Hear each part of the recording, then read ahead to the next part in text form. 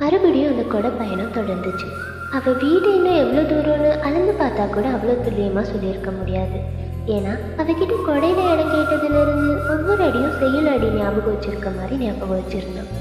சரி, நேரம் ரொம்ப குறைவாக இருக்குன்னு உணர்ந்தவன் அவகிட்ட பேசணும், ஆனால் எப்படி தொடங்குறதுன்னு தெரியாமல் அவனுக்குள்ளேயே முணுமுணுத்துக்கிட்டு இருந்தான்.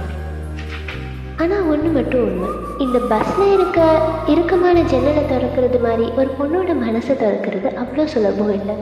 ஏன்னா அவங்கக்கிட்ட நிறைய அர்த்தங்கள் ஒழிஞ்சிருக்கும்.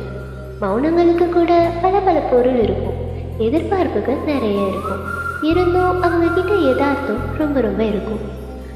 தூரமும் நேரமும் குறைஞ்சிட்டே வர குளிரும் நடுக்கமும் கம்மியாச்சு. உடனே அவனை பார்த்து ரொம்ப நினைஞ்சிட்டீங்க போலன்னு கேட்க, உங்களுக்கு நான் குளிரில் நடுங்கிட்டு இருக்கிறது தெரில அப்படி தானே அப்படின்னு அவன் சொன்னான். இல்லை, எனக்கு உங்களை பார்த்தா பொறாமையாக இருக்குது, எனக்கும் மலையில் நனையணும்னு ரொம்ப ஆசைன்னு அவன் சொல்ல, இப்போ உங்களை யார் தடுத்தா அப்படின்னு சொல்லி அவள்கிட்ட இருந்து கொடையை வாங்கி இதான் சாக்குன்னு 10 அடி தூரம் தள்ளி போனான்.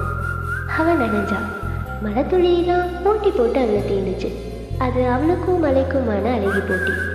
அவன் நனைஞ்சு முடிஞ்சு கொடைக்குள்ள வர இப்போ சந்தோஷமான அவன் கேட்டான். அதுக்கு அவள் வாழ்நாளே ரொம்ப ரொம்ப சந்தோஷமான நாள் இதுதான்னு சொன்னான். ஆனால் இருந்தும் அவளோட முகம் ஏதோ ஒரு வருத்தத்தை வாடகைக்கு எடுத்து வச்சிருந்தது. அது ஏன்னு கேட்டான்.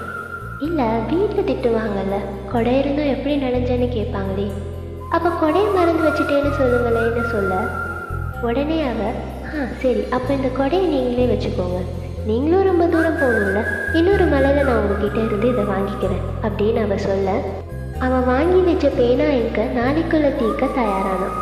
தூரத்தில் அவள் வீடு தெரிய அவன் இதையும் வேக எடுக்க ஆரம்பிச்சுது.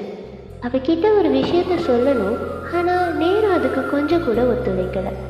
ஆனால் சொல்லாமல் போனால் ரொம்ப வருத்தப்படுவான்னு அவனை மீறி தைரியத்தில் அவன் சொன்னது, ஏங்க நம்ம நிழல் எப்போ நிஜமாகும் அப்படின்னு அவன் கேட்க, அவன் நிழலை வேகமாக பார்த்தா. அங்கே இருந்தது ஒரே ஒரு நிழல், 2 உருவம் பிணைக்கப்பட்டு. கண்டிப்பாக அது அவளுக்கு புரிஞ்சிருக்கணும், ஏன்னா அதுக்கப்புறம் அவள் எதுவும் பேசலை. கொடையிலிருந்து விலகி அவள் வீட்டை நோக்கி நடந்தா. மழை லேசானது. அவனை விட்டு நகர நகர அவனுக்கு நரக வேதனை. மழை நின்றுடுச்சு.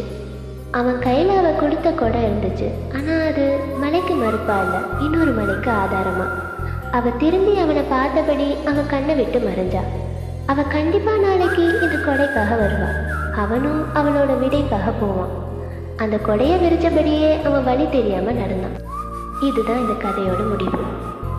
என்னைக்காச்சும் கொடையை மறந்து வச்சாலும் மலையில் மாட்டிக்கிட்டாலும் கவலைப்படாதீங்க. ஒரு வேளை அது இயற்கையோட பரிசாக இருக்கலாம். அது உங்களை ரசனை உள்ளவனாக மாற்றலாம். உங்கள் நெடுநாள் தேடலை பூர்த்தி செய்யலாம்.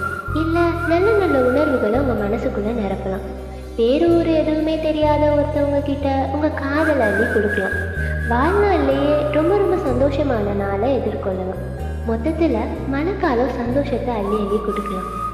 அதனால அடுத்த முறை மழையை திட்டாதீங்க.